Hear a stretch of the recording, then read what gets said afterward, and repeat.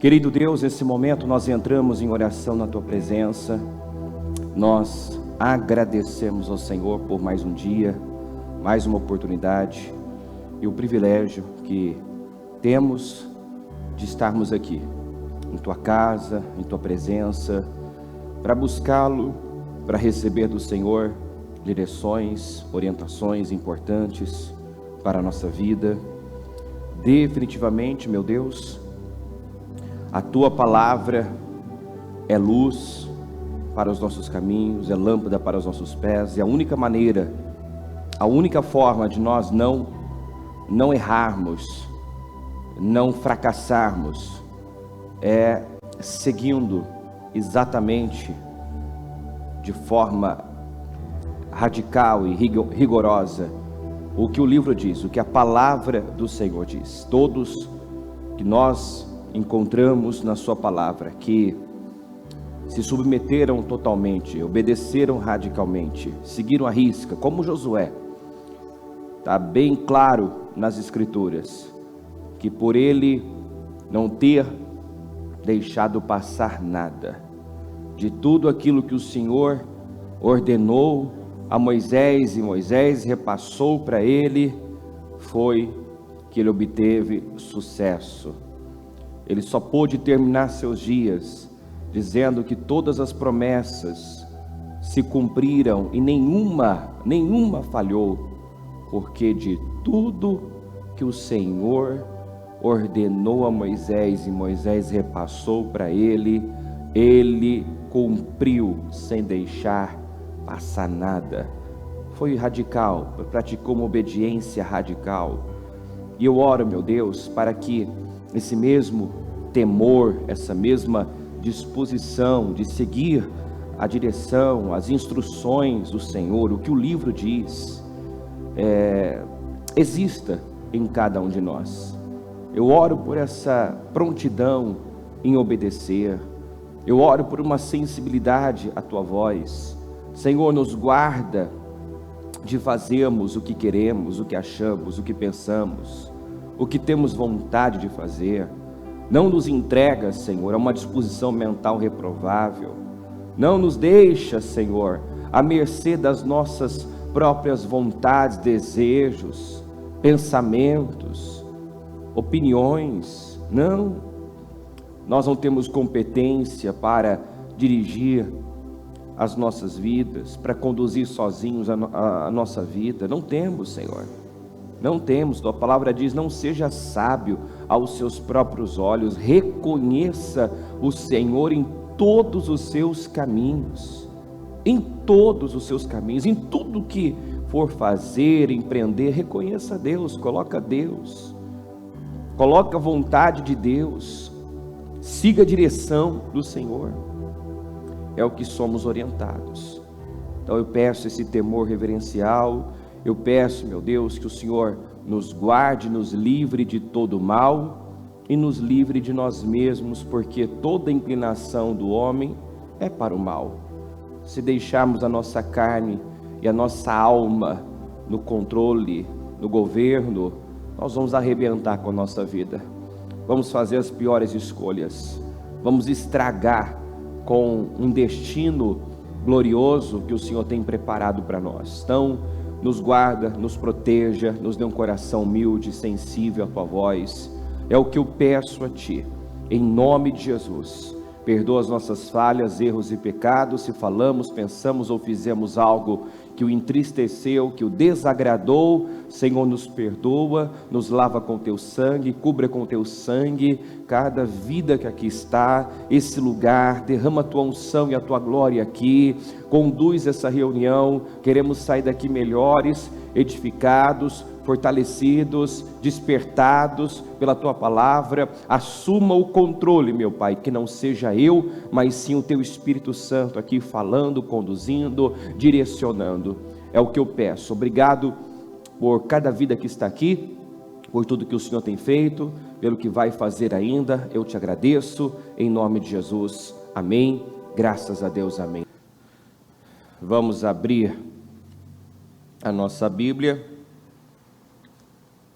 em 1 Reis, capítulo 13, eu vou começar no versículo 7.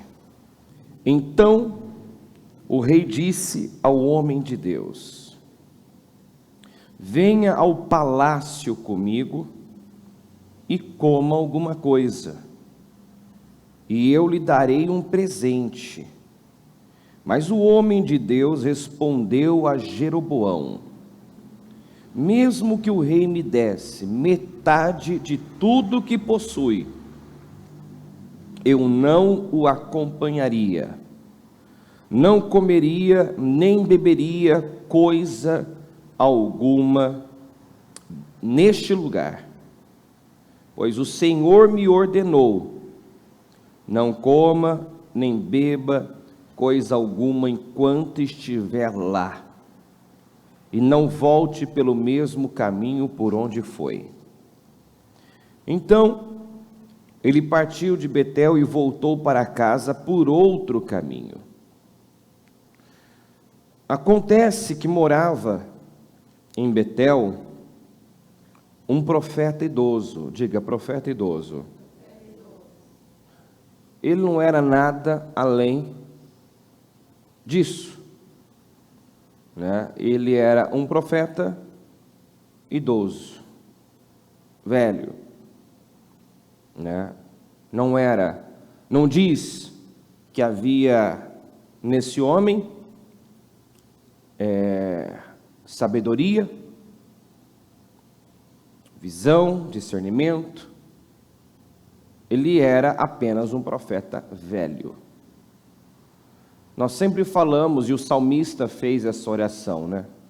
Ensina-me a contar os meus dias, de maneira que eu alcance coração sábio,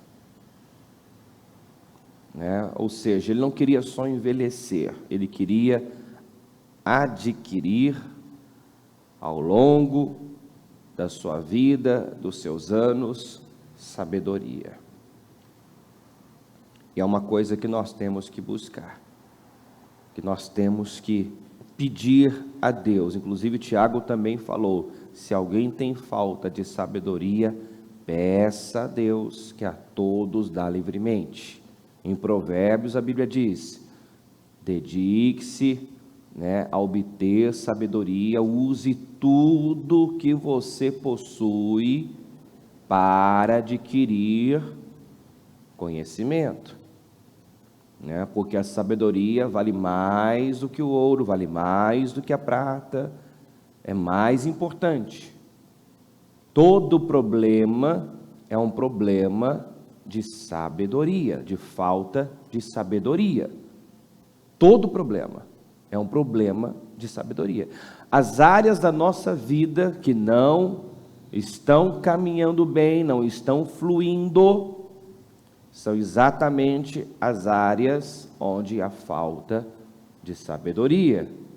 E sabedoria nós sabemos que começa com temor. O princípio da sabedoria é temer a Deus. Então, se uma pessoa não teme a Deus, ela pode ter cultura, ela pode ter boa formação, ela pode ter muita coisa obtida na carne.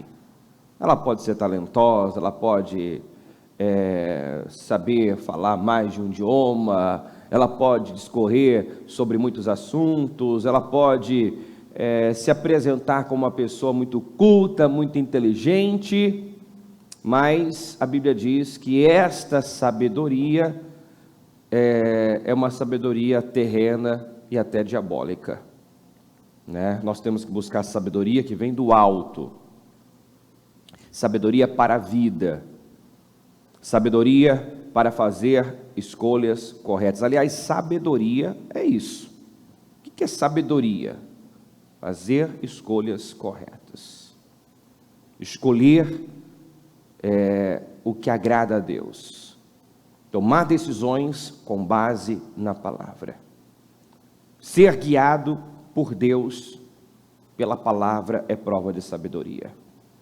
Agora, o tolo, a Bíblia diz que o tolo dá vazão à sua ira, o tolo, ele é emocional, todo tolo é emocional, Todo tolo se revela uma pessoa almática, ou seja, só faz o que pensa, o que sente, o que tem vontade de fazer. É dirigido por sua alma. E as emoções oscilam, as emoções enganam, o coração é enganoso. Então, por seguir suas emoções, por dar muito crédito ao que sente, só faz bobagem. Ao que quer, só faz bobagem. Então, o meu coração, o seu coração é enganoso, sua doença é incurável, e se nós o seguirmos, certamente terminaremos como Saul terminou, Esaú terminou, tantos terminaram, frustrados e fracassados, derrotados, né? Não compete ao homem dirigir os seus passos, diz a Bíblia. Nós não temos competência para dirigir bem a nossa vida. Precisamos da direção de Deus, de uma boa direção, e essa boa direção você não obtém nas escolas não. Aliás, se uma pessoa, um jovem hoje, por isso que é importante a gente fazer um bom trabalho, né, com os nossos filhos, porque quantos jovens que quando vai para a escola, vai para uma faculdade principalmente, a cabeça vira, porque não tem convicções firmes, a cabeça muda totalmente, porque lá ele vai ouvir muita coisa totalmente contrária à palavra, e se ele não tiver convicção, ele vai deixar aquilo entrar, né, e mudar a sua visão, o seu olhar, a sua forma de pensar e acreditar, né? E aí está um grande perigo. Se eu sou resultado da minha fé, o que eu sou, você é, nós somos resultado da nossa fé, do que cremos. Se eu creio errado, eu vou ter um resultado errado. Então, crer certo é vital. Crer na coisa certa é vital. E muita gente deixa mentiras entrarem como verdade, e aí passam a acreditar numa mentira que para ele é verdade, mas é mentira. Então não tem como ter um bom fim, um resultado positivo, crendo errado, crendo em mentiras. Amém, gente? Se alguém tem falta de sabedoria, peça a Deus, porque olha que coisa terrível, né? Como esse sujeito foi lembrado, é lembrado pelas Escrituras como um profeta velho, um profeta idoso, né? O que ele tinha? Só muitos anos de vida, nada de sabedoria, e aí você vai ver que realmente era isso mesmo, uma pessoa velha, mas invejosa, ciumenta, egoísta, né? Insegura. Ele era um profeta, velho, mas já estava perdido, Deus não o usava, né? Deus teve que trazer um homem de Deus, de Judá, para realizar a obra ali, aonde ele estava. Porque Deus não pode trabalhar com pessoas que não se submetem a Ele, pessoas que não entendem o propósito, pessoas que vivem para si e não para a missão. Eu estava ouvindo um culto ainda da bispa, onde ela fala isso. Deus, Ele investe em propósito, Ele investe em propósito, Ele responde fé, mas Ele investe em propósito. Quando uma pessoa entende o propósito, ela tem o conceito correto de propósito, de missão, né? Ela então assume a condição de servo. Ela não vive para si, ela não faz o que ela quer, ela faz o que é certo, o que Deus espera dela. ela se subjuga, ela nega a si mesmo, ela passa por cima do que quer, do que sente, em prol do propósito, da vontade de Deus. Então, nós precisamos entender sobre propósito, sobre missão, para o que fomos chamados, senão vivemos essa vida rasa, baseada em sentimentos e emoções. Eu faço o que eu quero, eu sempre viso o meu interesse, eu estou sempre em busca do meu bem-estar, da minha vontade, do que vai ser bom para mim. E a quantidade de crente, de cristão que está na igreja, mas todas as decisões, tudo que faz é pensando em si mesmo, é buscando prazer, é buscando bem-estar, é buscando se satisfazer. Esse tipo de gente não pode se apresentar como um servo, um discípulo do Senhor Jesus, porque Jesus disse: se alguém quiser ser meu discípulo, negue-se a si mesmo, tome a sua cruz e siga-me, né? Se alguém quer me seguir, veja bem, eu não tenho onde reclinar a cabeça. As raposas têm seus covis, né? Mas eu não tenho onde reclinar a cabeça. Quer dizer, aonde o Senhor me manda aí, eu vou. Eu não faço o que eu quero, eu não escolho. Diga assim: eu não escolho. Diga: Deus escolhe por mim. Isso é viver com propósito. Eu não escolho, quem escolhe é Deus. Eu não decido, quem decide é Deus. Eu não faço o que eu quero, eu faço o que Deus manda. Eu não vou para onde eu quero ir, eu vou para onde Deus determinar. O Senhor fala isso para Pedro, quando ainda ele era imaturo, inseguro, dominado por suas emoções. Ele diz: quando você for velho, Pedro, quer dizer, maduro, você vai ser levado para onde você não quer ir, quer dizer, a sua vontade já não vai importar mais. Você ainda é imaturo, então você faz o que quer, vive à mercê das suas vontades, pesa muito o que você quer, mas quando você for velho, maduro, e prova de maturidade é essa, uma prova de maturidade é essa, quando você vive com propósito, faz o que é certo, não tem vontade, aí está uma prova de maturidade. Eu faço o que é certo, eu sou intencional, eu não faço o que tenho vontade de fazer. E gente, às vezes a gente lida com pessoas, conversamos com casais, e você vê o quanto essa falta de maturidade prejudica o relacionamento, o quanto o eu, a vontade prevalece, prejudica o relacionamento. Às vezes a pessoa está ali, casada há anos, mas até hoje é egoísta, vive para si, busca os seus interesses, né? Pensa somente em si. Isso revela imaturidade, falta de sabedoria, de visão, não entende o propósito, não entende que casamento é uma união de propósito, não entende que viver a dois exige renúncia, entrega, abnegação, sacrifício.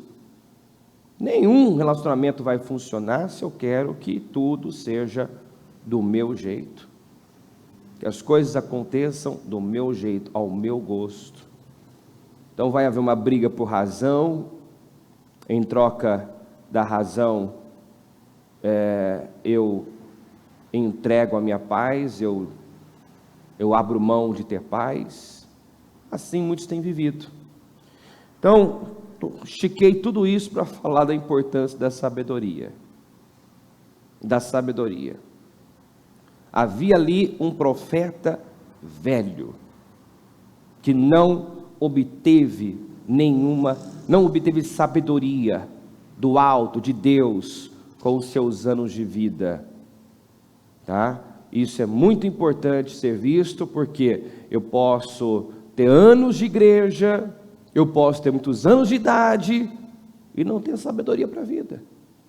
Ainda ser totalmente levado, conduzido, dirigido por minhas emoções. E não revelar sabedoria, não revelar maturidade, não revelar aquilo que o Senhor busca e espera encontrar em nós para nos abençoar.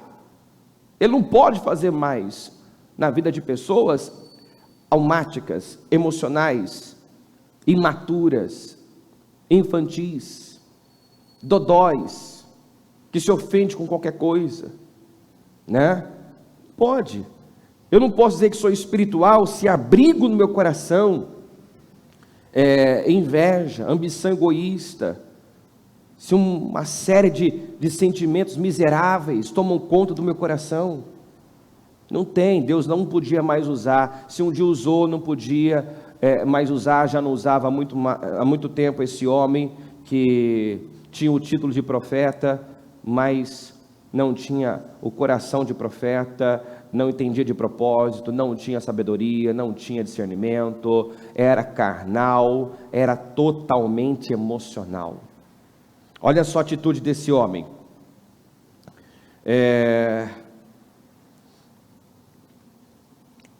Acontece que morava em Betel um profeta idoso. Seus filhos foram até ele e lhe contaram o que o homem de Deus havia feito em Betel naquele dia.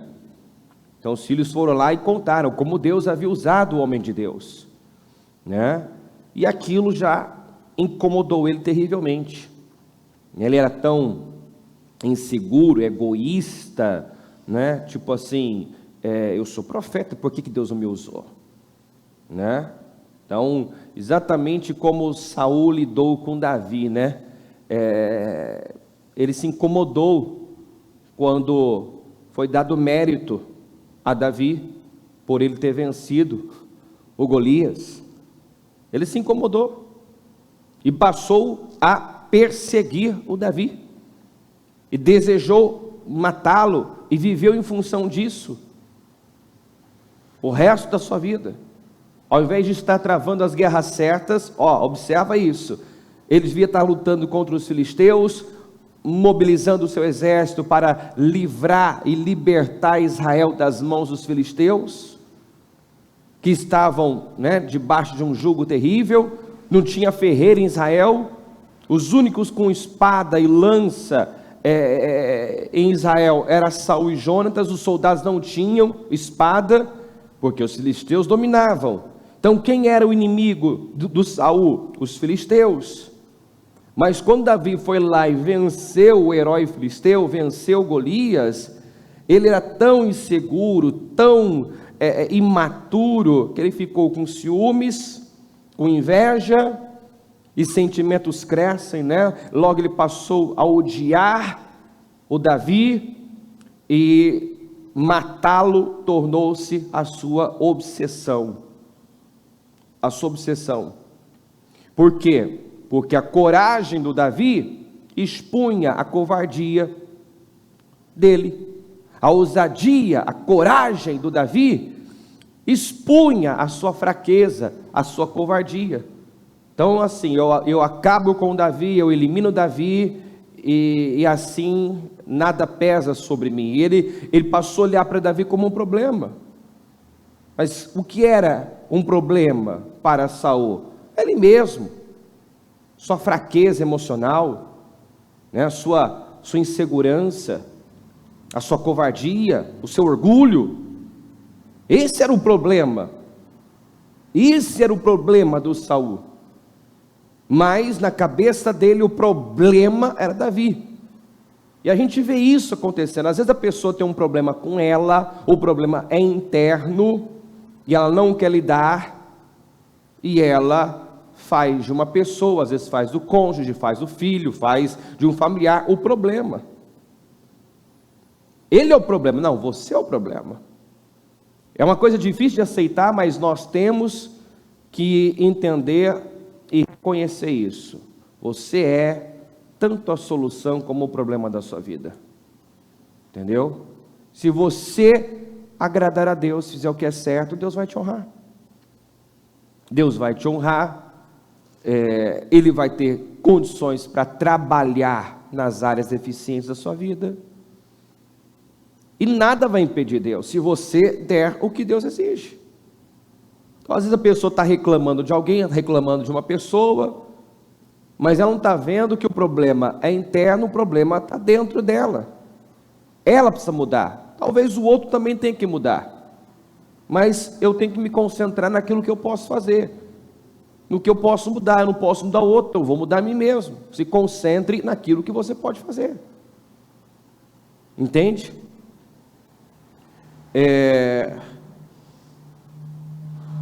Os filhos foram lá e contaram o que o homem de Deus havia feito naquele dia em Betel. Também contaram ao pai o que o homem de Deus tinha dito ao rei. 12. O profeta idoso lhes perguntou por onde ele foi. Eles mostraram ao pai o caminho por onde o homem de Deus tinha ido. Selem o jumento, disse o profeta idoso. Eles selaram o jumento para o pai e ele montou. Foi atrás do homem de Deus e o encontrou sentado debaixo de uma grande árvore. Perguntou-lhe: você é o homem de Deus que veio de Judá? Sim, sou eu, respondeu ele. Então o profeta disse ao homem de Deus: venha para casa comigo e coma alguma coisa. Não posso ir, respondeu ele.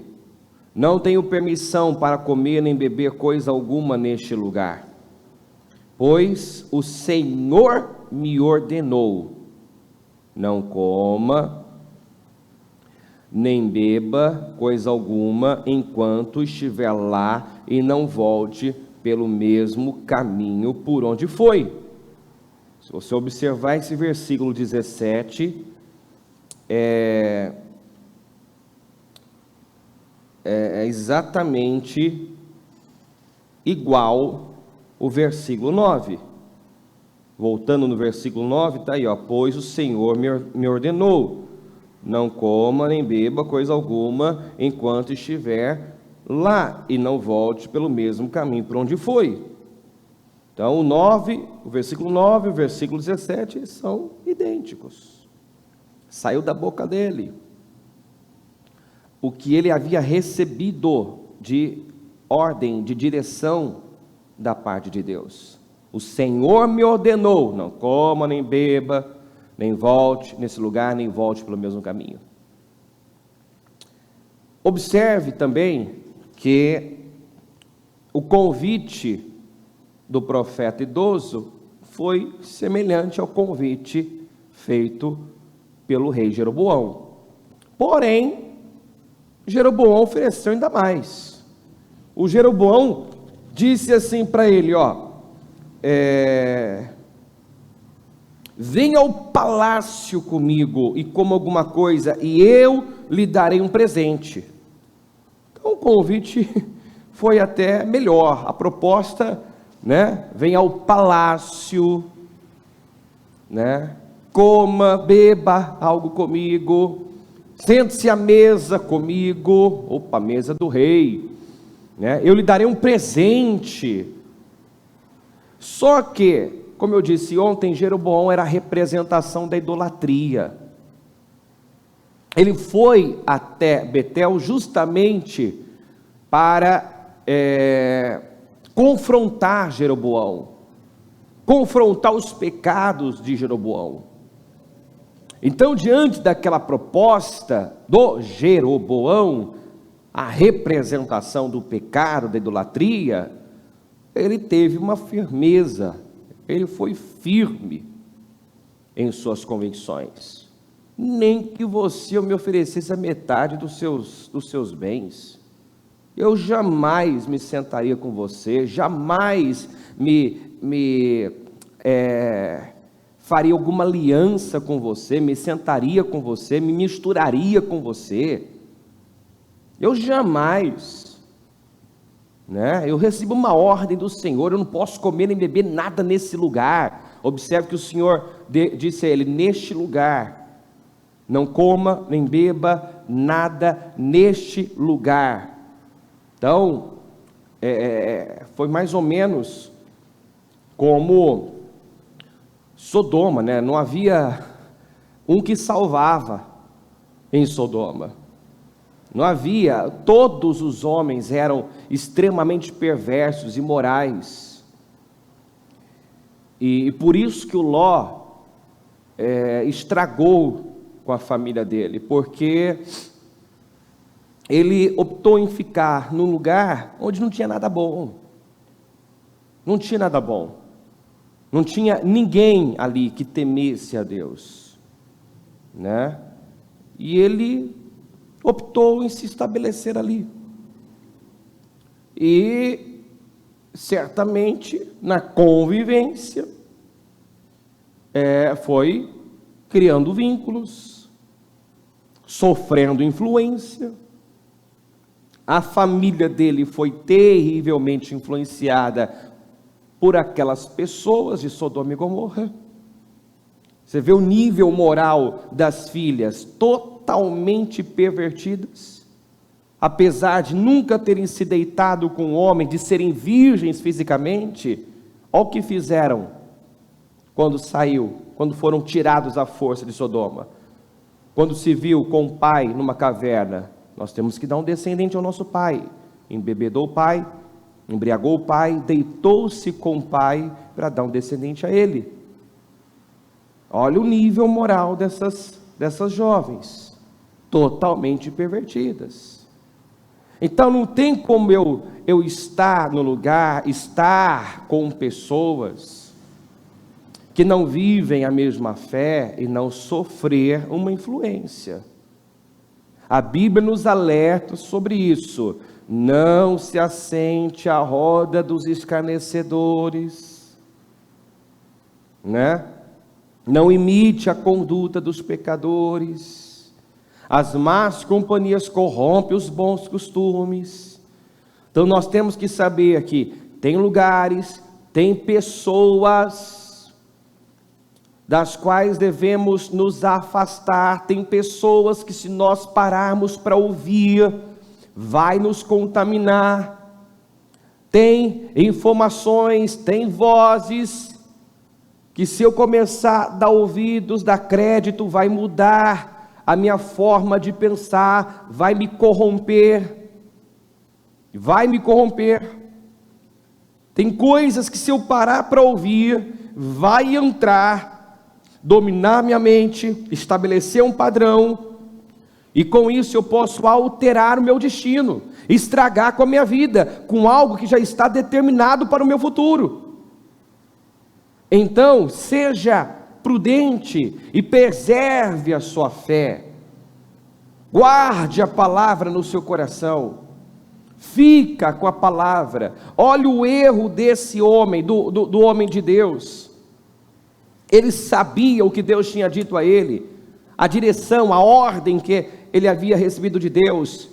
Diante do Jeroboão, ele teve uma firmeza. Por quê? Porque ali era a representação do pecado, da idolatria. Eu jamais vou me sentar com você. Você pode me oferecer metade dos seus bens, do seu reino, tá aqui, ó, mesmo que me desse metade de tudo que possui, eu jamais me sentaria com você. Eu sou de Deus, né? Eu sou um homem de Deus. Eu não vou me misturar com gente que não teme ao Senhor, que não é de Deus. Ali ele teve uma firmeza. E olha que a proposta foi até superior, foi semelhante, mas, né, a proposta do profeta velho foi semelhante, mas a do rei era melhor, né? Ele ainda disse: eu vou te dar um presente, eu vou te recompensar, né? Quis ganhar o profeta, oferecendo ele, né, coisas, fazendo-lhe propostas. Mas ali ele foi firme. Não, eu tenho uma ordem, uma direção de Deus, a qual eu sigo à risca. Mas aí foi o profeta velho atrás dele, o profeta caído, o profeta inseguro, ciumento, que não suportou alguém de fora vir e fazer, né, a obra aonde ele estava. E ele foi atrás, procurou, encontrou o homem de Deus, né? E quando ele fez o convite ao homem de Deus, a resposta inicialmente até foi a mesma: não posso ir, o Senhor me deu uma ordem de não comer, não beber nesse lugar, né? E nem voltar pelo mesmo caminho. Aí o profeta idoso disse assim, ó. O profeta idoso, porém, respondeu, repita comigo assim: também sou profeta como você, e um anjo me deu esta ordem da parte do Senhor: traga-o para casa com você, para que ele coma pão e beba água. Você vê que o que o profeta ofereceu não era tão, né, tão tentador, né? O anjo me apareceu, o anjo me deu essa ordem de vir aqui e convidá-lo, trazê-lo para minha casa, para que você coma pão, beba água. O rei tinha oferecido muito mais, mas o rei está em pecado.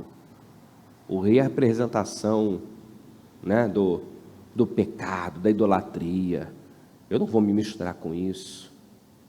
Eu jamais vou me sentar com uma pessoa dessa, que não teme a Deus, né? Um ímpio, não, jamais. Mas o profeta idoso, com aparência, né, inofensiva, com uma aparente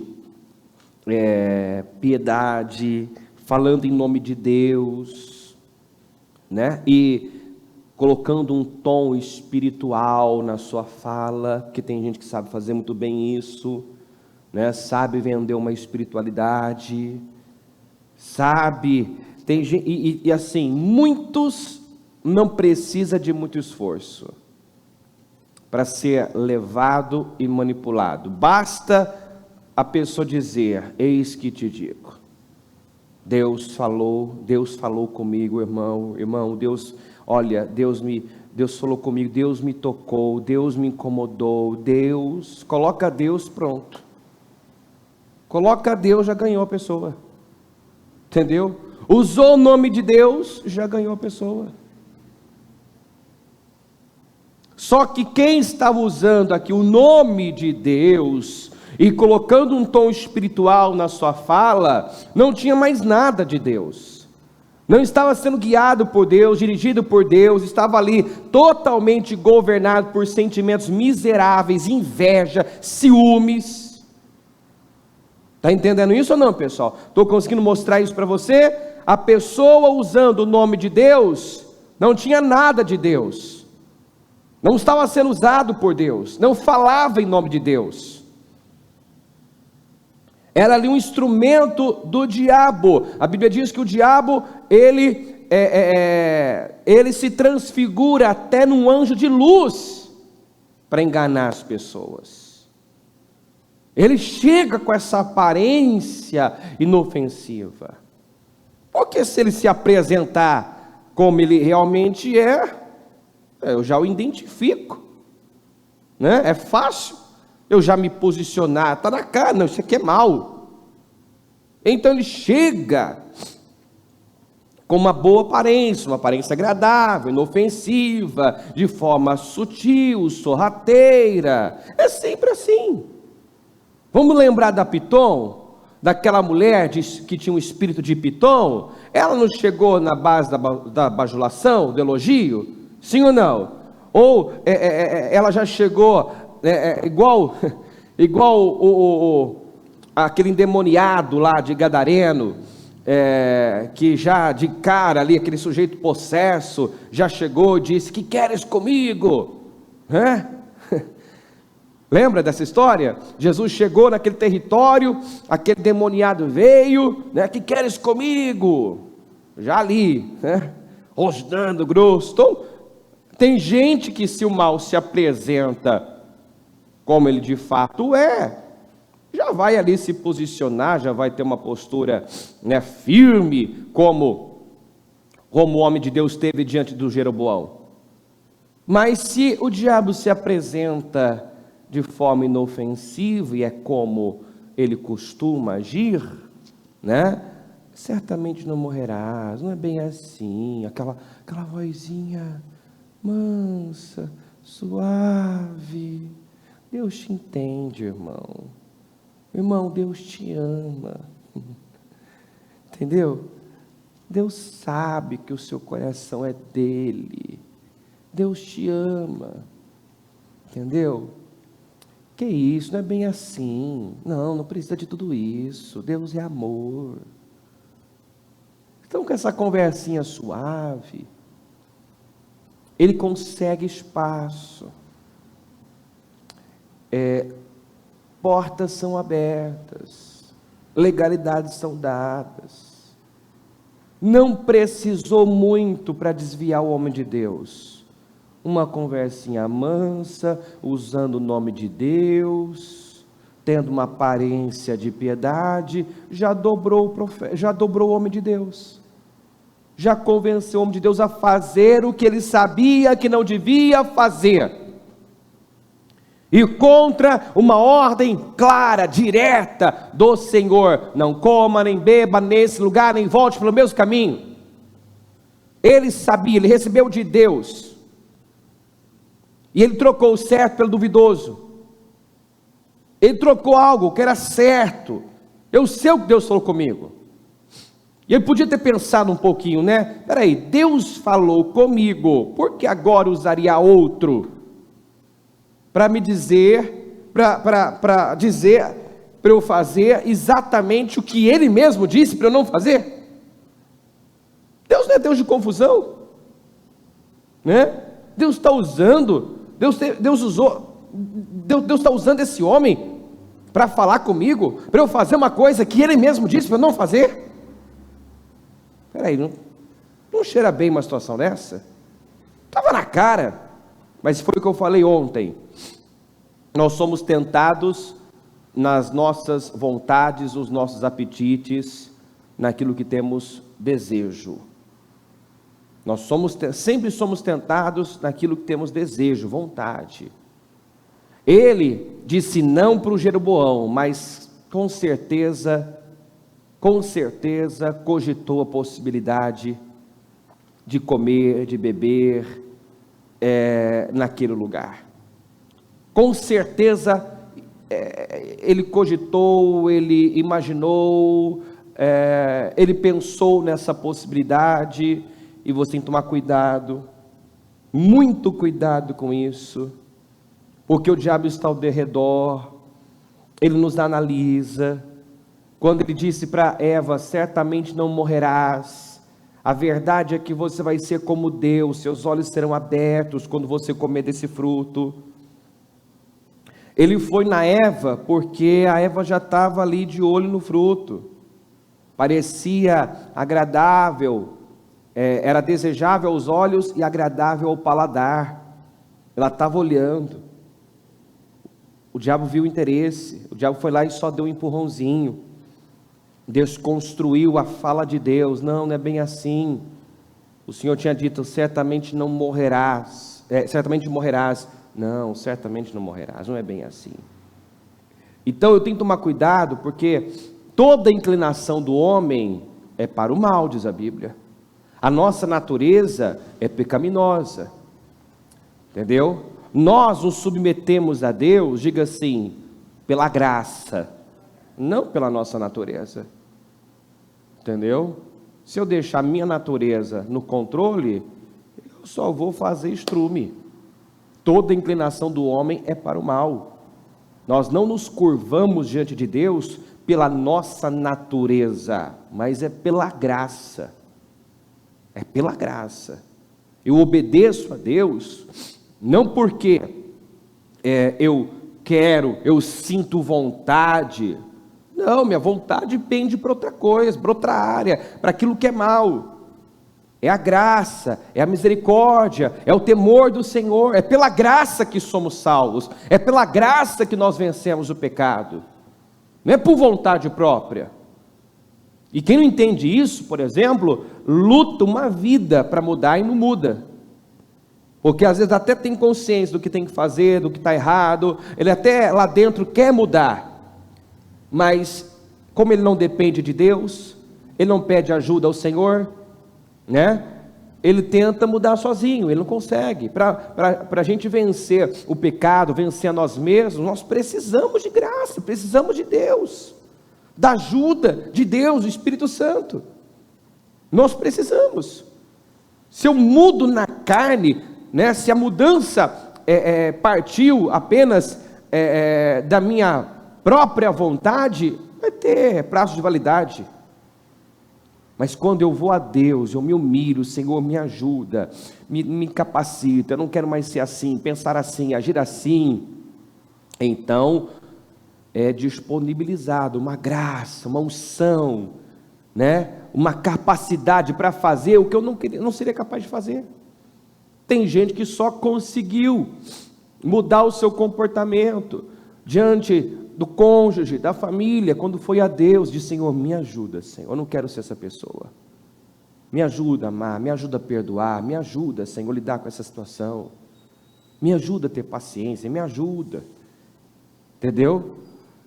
E quando ela não tinha atitude que deveria ter, ela não tinha porque não sabia, ela sabia, mas faltava graça. Está entendendo isso ou não? Quando ela tinha uma má atitude, ela não tinha por ignorância, ela não tinha porque não sabia que não devia ter aquela atitude, é porque ela estava lutando sozinha, ela não dependia de Deus. Quando você vai a Deus, se humilha, né? A humildade antecede a honra, a humildade traz graça, traz favor. Já arrogância, autossuficiência, orgulho não atrai favor, ao contrário, Deus se opõe aos orgulhosos, mas dá graça ao humilde. Então quando eu sou humilde, Senhor, me ajuda, me capacita, então eu consigo mudar, estabelecer novos hábitos. Do contrário, eu fico ali, tentando na carne, tentando na minha força, às vezes fazendo promessas para mim mesmo, e eu só me frustro, não chega, não vou mais ser assim, não vou mais pensar assim, não vou mais ter essa atitude. Daqui a pouco está lá tendo a mesma atitude. Tem que ir a Deus, tem que pedir ajuda ao Senhor, né? Se alguém tem falta de sabedoria, peça a Deus, e abre o leque. Você tem falta de equilíbrio, peça a Deus. Tem falta, né, de visão, peça a Deus. De paciência, peça a Deus. Tudo, peça a Deus, reconheça a Deus em todos os seus caminhos, dependa dEle. Somente através dEle é que você vai conseguir ser o que Deus te chamou para ser. Na força do braço, pela vontade humana, você não consegue. Não precisa haver o querer, mas precisa haver a dependência de Deus também. Então, o diabo nos tenta naquilo que temos vontade, desejo. Esse homem de Deus com certeza cogitou, pensou na possibilidade, e bastou alguém supostamente de Deus dizer que não tinha problema para ele fazer. Bastou alguém com o título de profeta dizer que não tinha problema, e ele já se submeteu e foi contra a palavra do Senhor. Então também sou profeta como você, e um anjo me deu esta ordem da parte do Senhor: traga-o para casa com você, para que ele coma pão e beba água. Repita comigo assim: no entanto, estava mentindo. Se ele estava mentindo, que espírito havia nele? Quem é o pai da mentira? Quem o controlava? Mas o que saiu da boca dele? Deus me falou, um anjo me deu uma ordem. Entendeu? Tinha título de profeta, tinha aparência de piedade, estava usando o nome de Deus, tinha um tom espiritual, mas quem governava? O diabo. Por isso que a Bíblia diz: provai os espíritos. Entendeu? Provai os espíritos. Tinha tudo de Deus, menos o Espírito de Deus. Entendeu? Título de profeta, aparência de piedade. usava o nome de Deus, tinha um tom espiritual envolvente, né? Um anjo falou comigo, um anjo me deu uma ordem. Ó, que espiritual. Imagina eu chegar aqui e dizer: olha, irmãos, essa noite eu tive um sonho, essa noite Deus falou comigo, Deus colocou no meu coração. Aí vamos fazer toda aquela expressão, né, na face. Não, porque Deus falou comigo, irmão. Olha, Deus. Pronto, ganhei a pessoa. Aí alguns já começa a chorar já. Entendeu? Já começa a chorar, dependendo dos movimentos que eu faço aqui, né, da minha fisionomia, né? Se eu forço um chorinho aqui, pronto, aí eu já emociono todo mundo, e todo mundo se abre para aquilo que eu estou dizendo, entendeu? Tem gente que não precisa de muito. Olha, irmão, isso que te digo, Deus falou comigo, e Deus está mandando te dizer, e Deus está dizendo para você, irmão, que você vai vencer. Glória a Deus, a palavra já diz isso. Eu preciso que alguém diga que eu vou vencer. Eu preciso que alguém diga o que eu tenho que fazer para vencer. Entendeu? O que eu tenho que mudar? O que está errado em mim? Eu preciso que a palavra, né, que alguém através da palavra abre a minha mente, me diga o que eu tenho que fazer, e não venha mexer com as minhas emoções, me emocionar. Quem está entendendo a mensagem, pessoal? Está clara a mensagem? Está complicada a mensagem? Não? Está clara, né? Esse homem de Deus tinha um futuro brilhante. Esse homem de Deus teve um fim bem diferente do que Deus lhe tinha determinado. Ele não terminou como deveria ter terminado. 19, ó. Eles voltaram juntos e o homem de Deus comeu e bebeu na casa do profeta. Então, enquanto estavam sentados à mesa, veio uma ordem do Senhor ao profeta idoso. Agora sim Deus usou a boca desse homem. Isso é interessante, é importante destacar, porque para mostrar que fruto do Espírito vem antes de dom do Espírito. Deus, Ele quiser, Ele usa a jumenta, Ele usa o profeta velho. No Novo Testamento você vai encontrar o Senhor dizendo que muitos naquele dia vão dizer: mas eu falei em teu nome, eu profetizei em teu nome, eu orei, eu curei, eu fiz tanta coisa em teu nome. E o Senhor vai dizer: apartai-vos de mim, porque eu não te conheço, vocês que praticam iniquidade. Bispo, pode alguém estar praticando iniquidade e pregando e no altar e fazendo coisas em nome de Deus? Pode, por isso eu tenho que buscar discernimento. Eu tenho que buscar aquele discernimento da sunamita, que quando foi até o homem de Deus, primeiro topou com o servo do homem de Deus. E quando o servo do homem de Deus disse: vai bem com você, vai bem com teu marido, vai bem com o teu filho, o filho estava morto em casa. O que ela respondeu para o servo do homem de Deus? Vai tudo bem, não me abro para você, não vou confidenciar nada, você não pode me ajudar, você é servo do homem de Deus, mas não tem o espírito do homem de Deus, o caráter do homem de Deus. Não vejo em você Deus como vejo em Eliseu. Isso é forte. Em Eliseu eu vejo Deus, mas em você eu não vejo Deus. Entendeu? Mas eu sou servo de Deus, então pronto, se é servo, se tem um título, basta para mim. Não basta não. Na igreja tem um joio, tem um trigo. E eu falei ontem ainda, um dos sinais mais evidentes do fim dos tempos, que marcaria a segunda vinda do Senhor Jesus, seria o surgimento de falsos profetas e apostasia. Os sinais mais evidentes do fim dos tempos é o surgimento de falsos profetas e apostasia. Nos últimos dias teria gente dizendo: o Cristo está aqui, o Cristo está ali, e muita gente falando em nome de Deus, usando o nome de Deus, se escondendo atrás de uma aparência de piedade. Muitos lobos com vestidos de ovelha, e eu tenho que ter o discernimento. para não ser levado, enganado, manipulado, conduzido para uma direção errada. Esse homem de Deus falhou, trocou o certo pelo duvidoso. Agora Deus pega e usa esse próprio profeta velho para falar com ele, ó. E ele falou ao homem de Deus que tinha vindo de Judá: assim diz o Senhor, você desafiou a palavra do Senhor e desobedeceu a ordem que o Senhor seu Deus lhe deu. Voltou a este lugar e comeu e bebeu onde ele lhe disse que não comesse nem bebesse. Por isso, vamos juntos, por isso seu corpo não será sepultado no túmulo de seus antepassados. Observe que Deus já tinha planejado um fim para ele. Era para terminar de um jeito e terminou de outro. Está claro isso ou não? Você já não vai mais ser sepultado no túmulo dos seus antepassados. Eu tinha um fim para você. Agora a sua escolha, a sua falta de controle sobre as suas emoções também alterou o seu destino.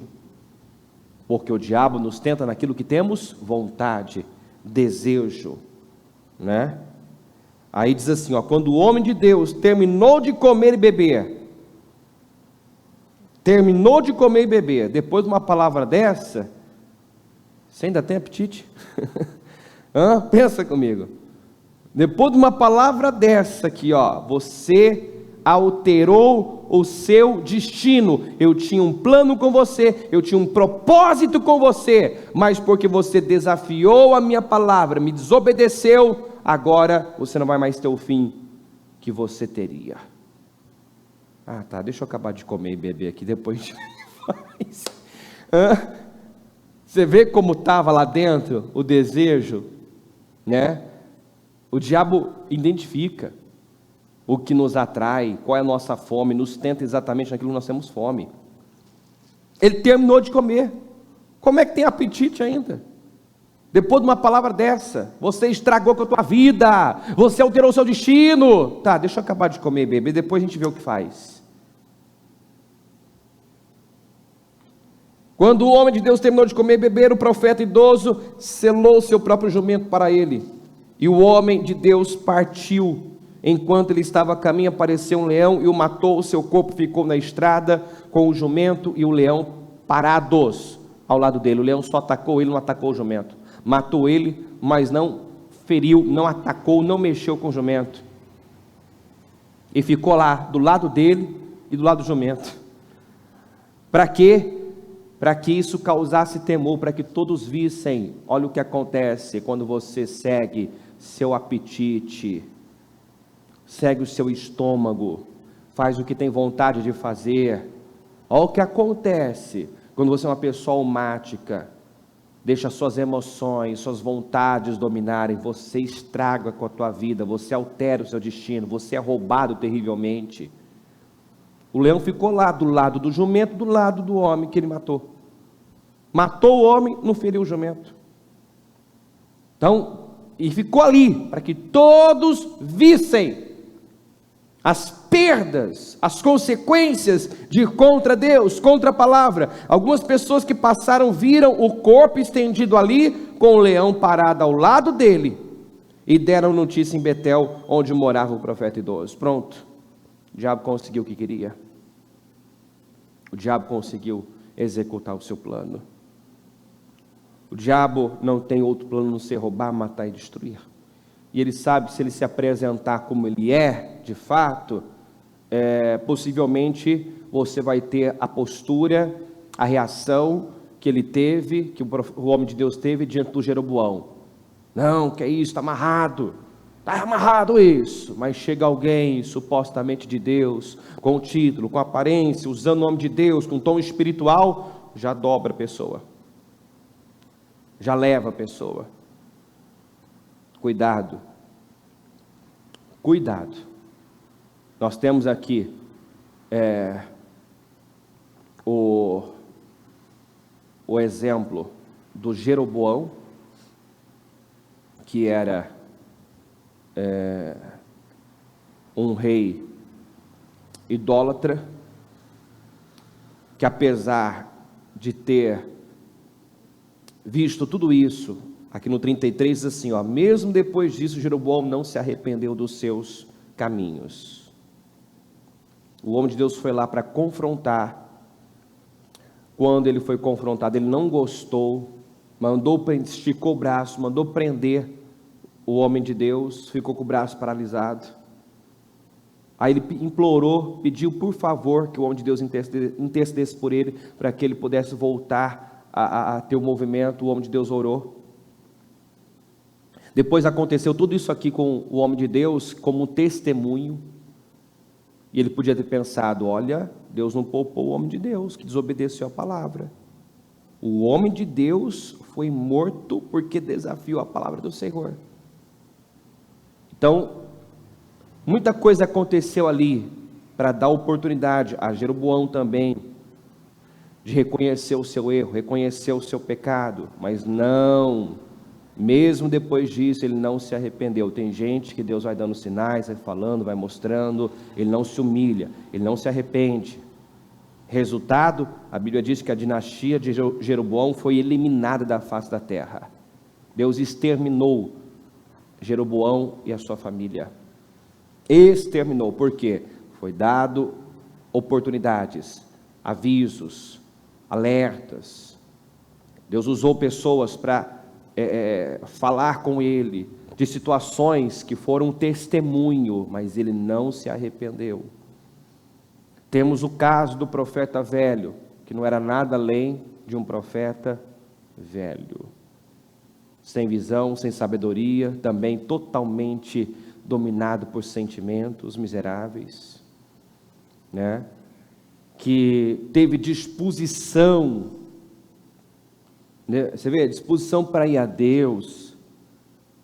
Se ele ficou tão incomodado com o homem de Deus que veio de Judá, que realizou ali a obra do Senhor, sendo que, puxa, eu sou profeta, por que Deus não me usou? Por que não foi a Deus? Não, foi ao profeta, foi ao homem de Deus, cavalgou, foi atrás do homem de Deus para desviar o homem de Deus, para corromper o homem de Deus. E tem gente que é assim, ao invés de ele ir a Deus, se humilhar, ele tem disposição para fazer o que é errado, disposição para fazer o mal, nenhuma disposição para fazer o que é certo. É triste, né, uma pessoa chegar nesse ponto, de ter anos de vida, já está velho e não tem sabedoria nenhuma, só faz escolhas com base nas suas emoções. Profeta velho, nada além. O que ele tem? Só idade, sabedoria zero. E o exemplo do homem de Deus, que tinha um futuro brilhante, que não era para ter terminado como terminou, mas por parar para ouvir. Eu penso que esse é o principal ponto dessa palavra. Parou para ouvir quem não devia.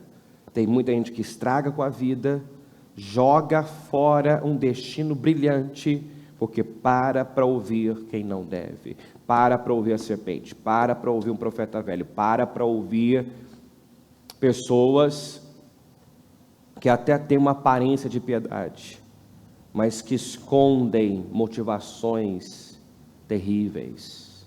O único objetivo ali desse homem era corromper, era induzir ao erro, era roubar, era influenciar de forma negativa, a fim daquele homem de Deus ter o seu destino alterado, roubado. Está entendendo isso ou não, pessoal?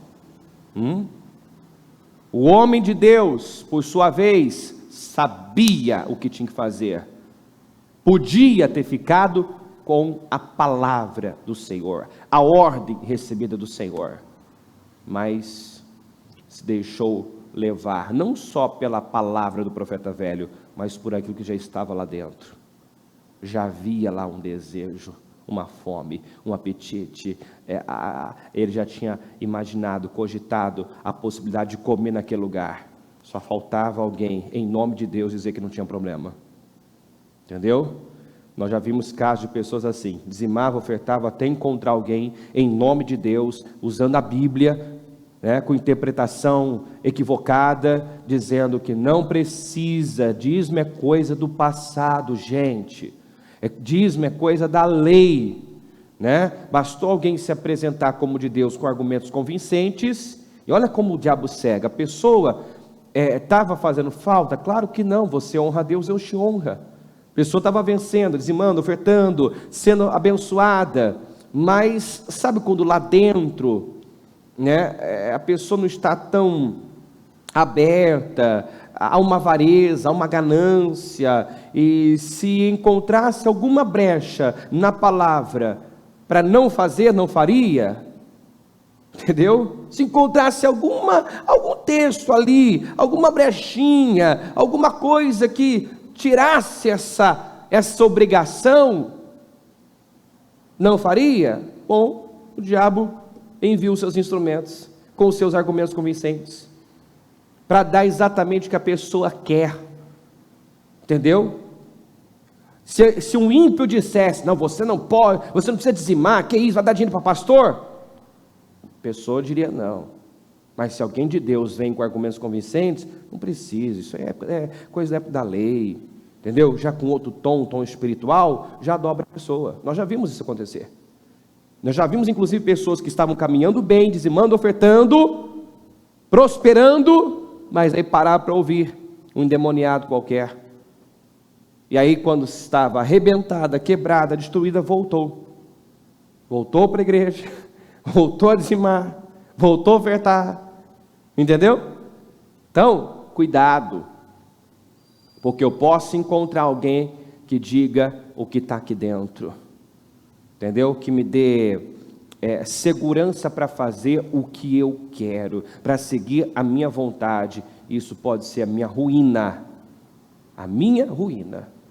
Faça o que Deus manda você fazer, fique com a palavra, seja guiado pela palavra, amém? Fique em pé por gentileza, pega o teu propósito nas mãos, segura no teu coração, fecha os seus olhos por um instante.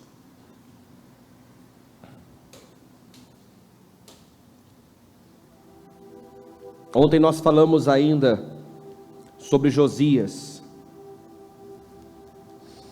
e Josias foi um homem que começou a reinar aos 8 anos de idade, uma criança, assumiu uma responsabilidade tão grande, muito cedo, começou a buscar a Deus aos 16 anos, e é lembrado como alguém que se voltou para o Senhor de todo o coração, de toda a alma e de todas as suas forças. A Bíblia diz que nunca houve um rei como Josias, que se voltasse para o Senhor de todo o coração, de toda a alma e de todas as suas forças. Quando ele assumiu o trono, tudo estava uma grande bagunça, havia idolatria, ídolos por toda parte, altares, idólatras por toda parte, estava tudo uma grande bagunça, porque os reis anteriores, seu pai, seu avô, fizeram coisas terríveis, mas ele buscou na história uma boa referência, encontrou Davi, e seguiu o exemplo de Davi.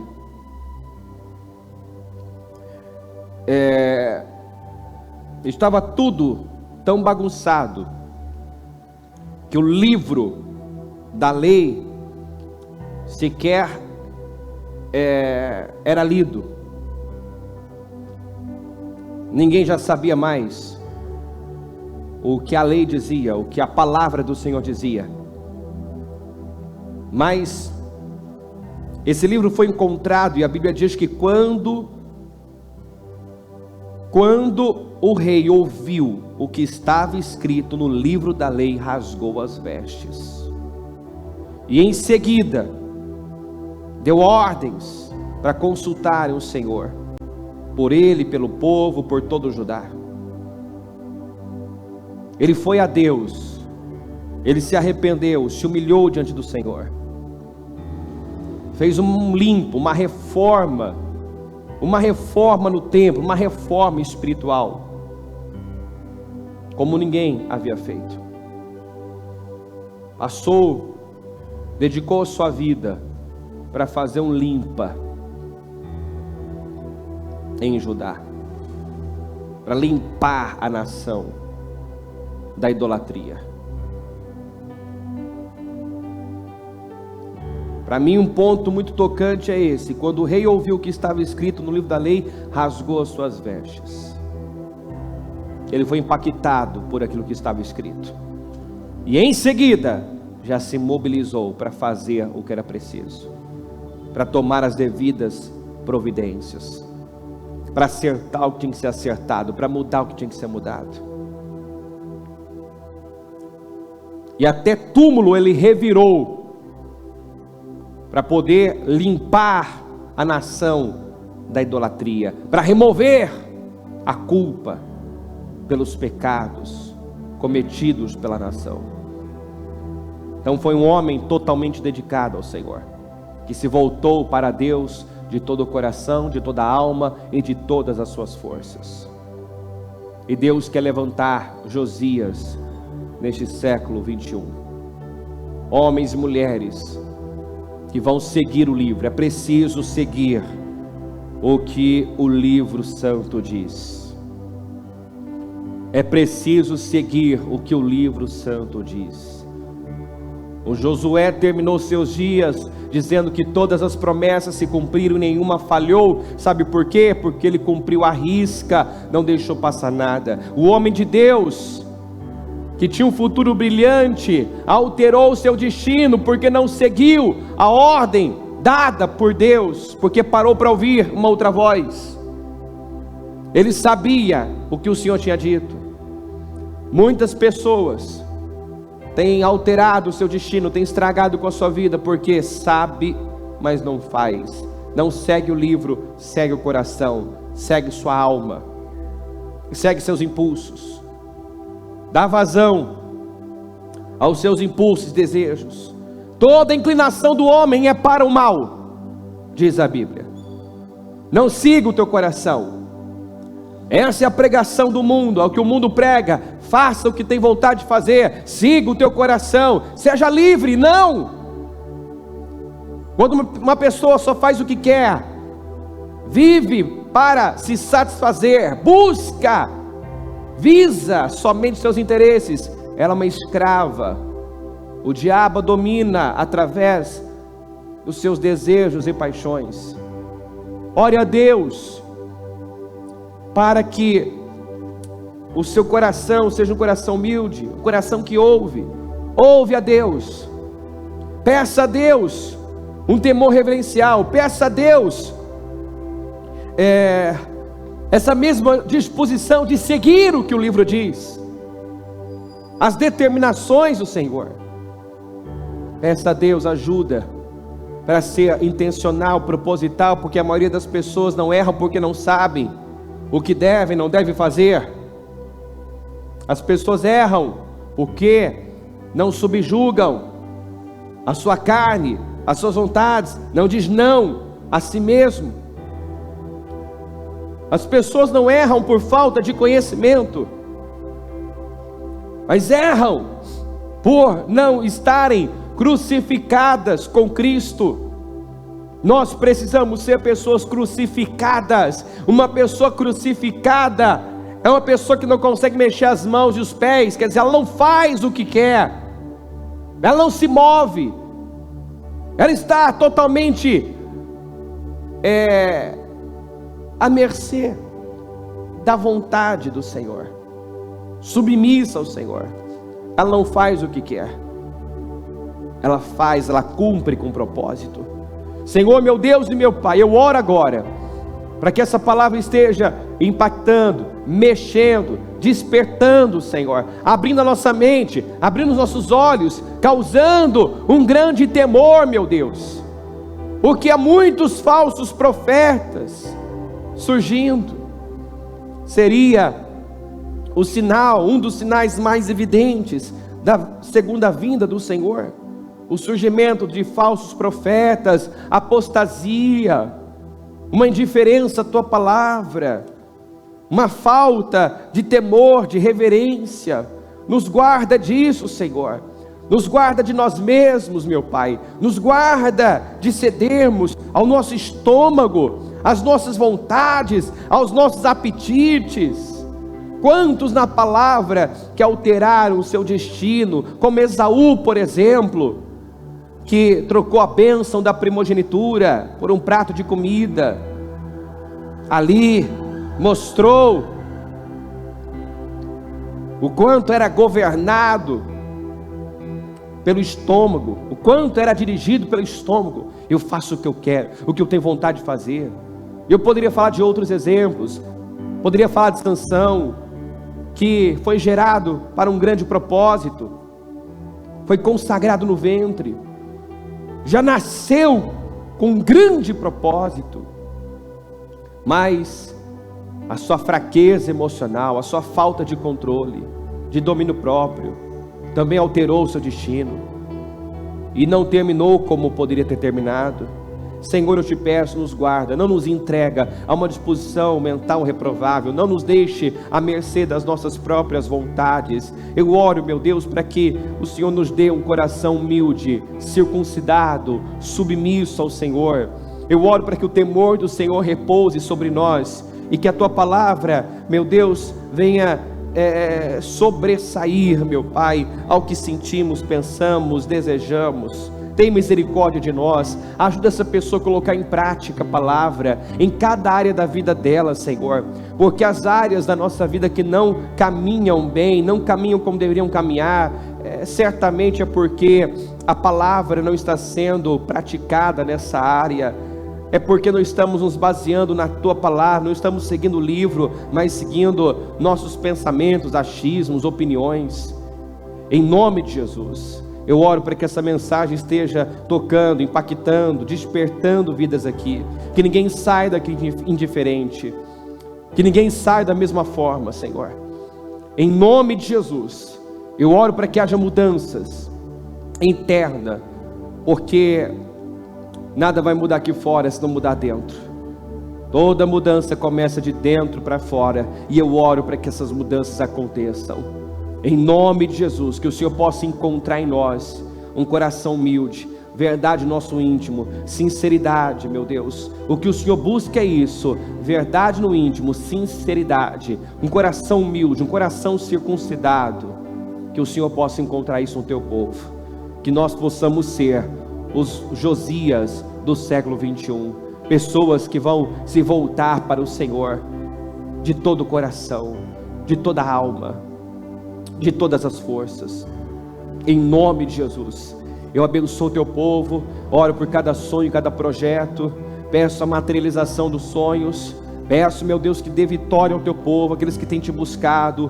Meu Deus, honra essa pessoa, honra, Senhor. Estamos indo para o nosso 7º jejum no domingo, e eu quero definições, viradas, portas abertas, eu quero milagres, eu quero esse povo testemunhando a tua glória. Eu quero esse povo, meu Deus, vivendo o sobrenatural. Vai abençoando, meu Deus, vai transformando a vida dessa pessoa, e começa a realizar essa transformação de dentro para fora. Nos ajuda a sermos o que fomos chamados para ser. Em nome do Senhor Jesus, eu abençoo a cada um e te agradeço por essa mensagem, por essa direção, por tudo que fez aqui hoje. Em nome de Jesus. Amém.